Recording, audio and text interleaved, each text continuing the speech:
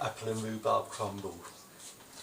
So you want about a quarter of a cup of water in the bottom of the pan with the heat on.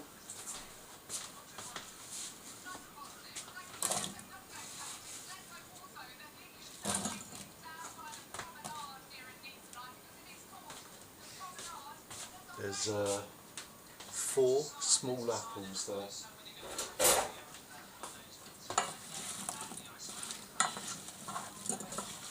Get them a bit coated in water.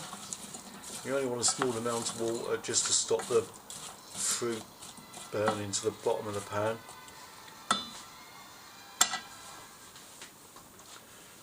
So yeah. And now for the rhubarb.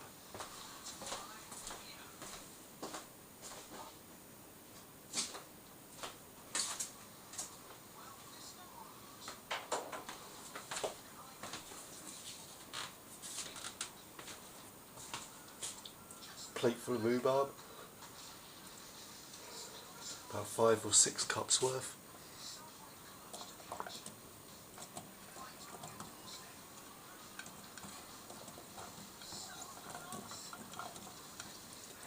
It all fits in. You want a larger pan, as large a pan as possible. But my pan's got soup in it, so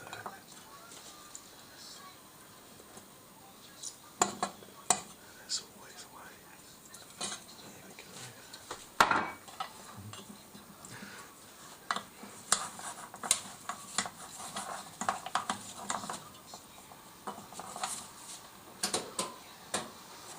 So now we're going to cook that on a very low heat. This might look a bit crazy, but the rhubarb mushes down, so does the apple a little bit. That's funny. In Dutch, aardappel is potato. Yeah? And then you have an apple in English, aardappel in Dutch, earth apple, that translates as literally.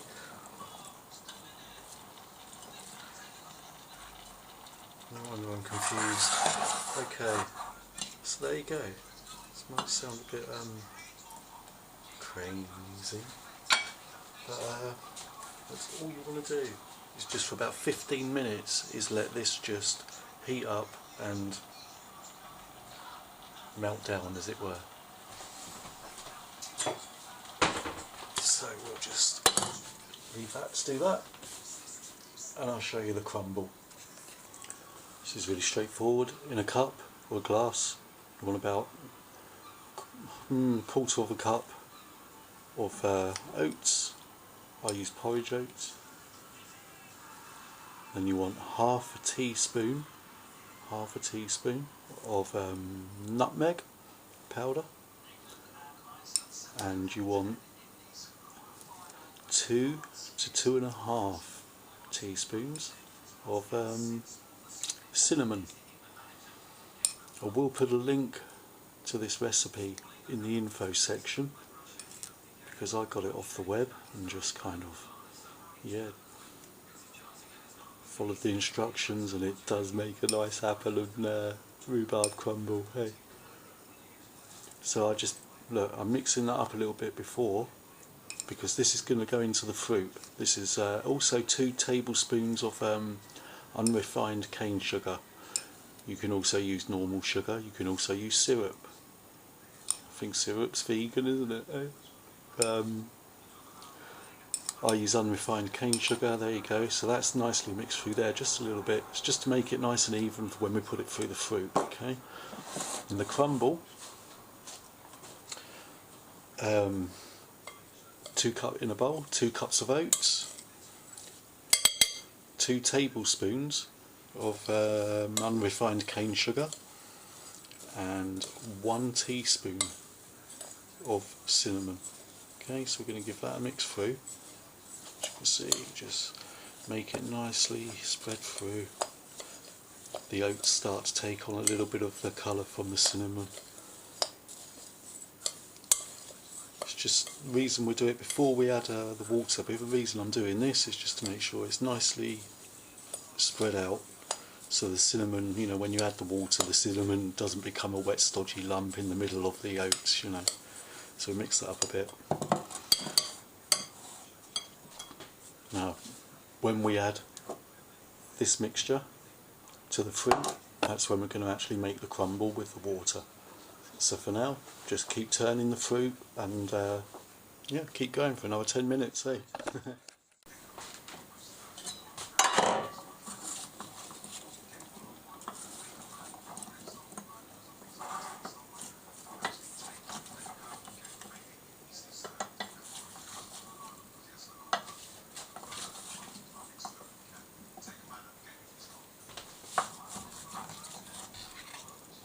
Now it doesn't matter that there's different size stuff in there, but this small rhubarb is starting to melt down as opposed to the larger stuff, because you'll have a nice healthy mixture through the crumble then.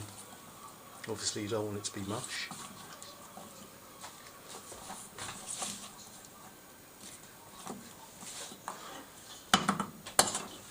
So there you go, we'll do that again in a couple of minutes. So after about 15 minutes, you see rhubarb's broken down,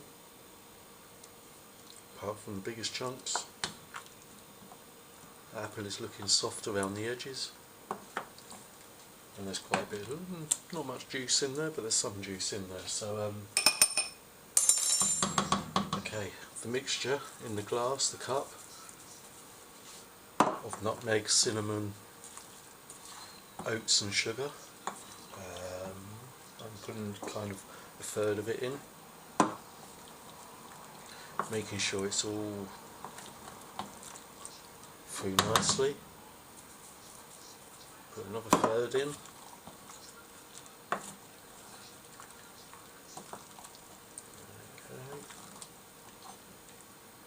Oh, it smells so nice.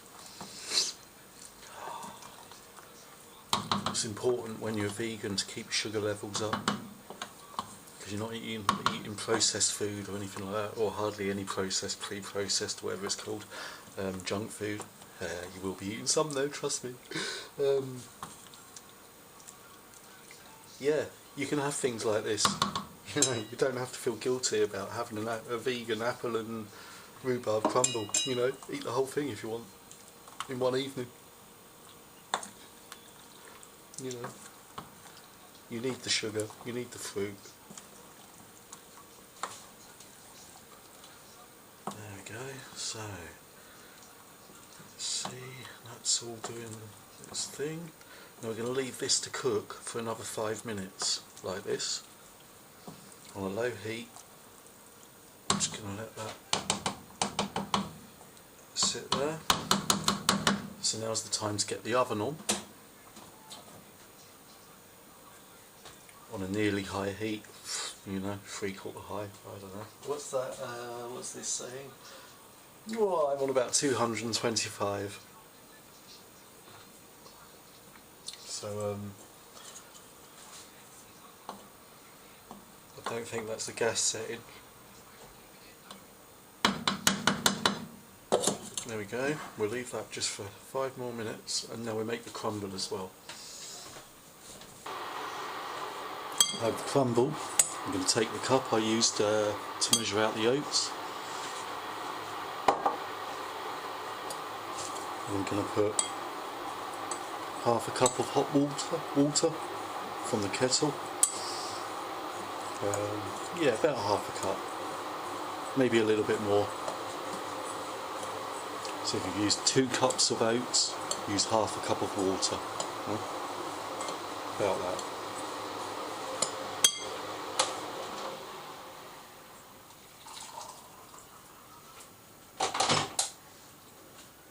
So yeah, and just drip it in.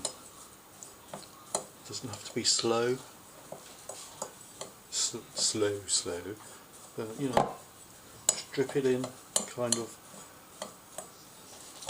just so, oopsie daisy, just so it starts clumping up, and not like you're making porridge in the morning. So this apple and rhubarb crumble, I don't know how much rhubarb costs because I get it off my allotment, but you know, like, oops, I put a bag of this, what's this, a kilogram, yep, kilogram of this porridge oat stuff, oats, it's like 80p, you know, so what, I've used about 20 pence worth of oats, £1.50's worth of apples, and however much the rhubarb costs. So you're looking at £5 tops for a dessert that serves 6 to 8 people in one session, or one person for 2 days, if you like apple crumble, that is. It might only serve you for one day if you love it. So there we go, there's it's a little bit wet, to be honest with you, so I was a bit wild on the old thingamajig, but that doesn't matter. You can fill in the gaps on the crumble with some dried, oats. I'm going to crush up some nuts if I have some in the cupboard. I'm going to, you can crush up some walnuts, some almonds, and just chuck some of them on the top as well. So anyway, that's the crumble. The other mixture's ready, so we're going to do the pan business. In the oven, you might want to put a tray underneath.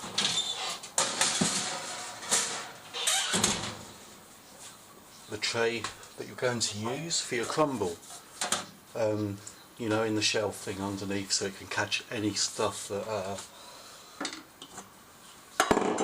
happens to fall out. So there's your crumble mixture that we've just cooked nicely. Cooks for another 5 minutes.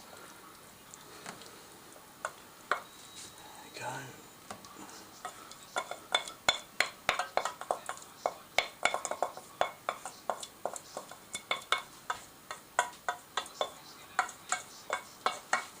So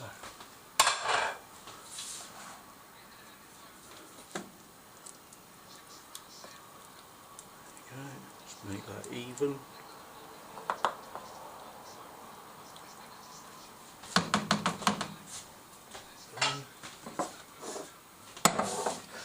Crumble mixture. Just start breaking it over.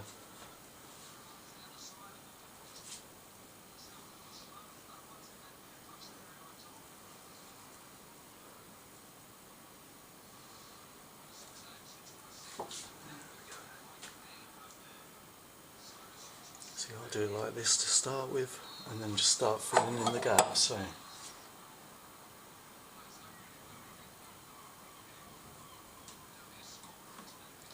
Don't forget to get some down the edges.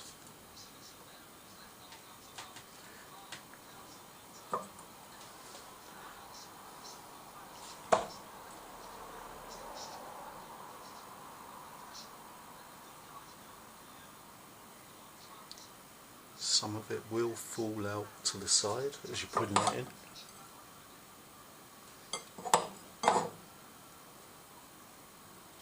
in. Like that bit. Down the side of the oven. Oops. Okay, that's that one there.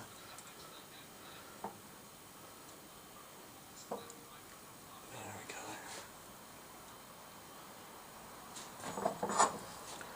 Right, it's okay, I've pretty much got that covered. Now you could always, if you've got a few gaps, which I can see, let's just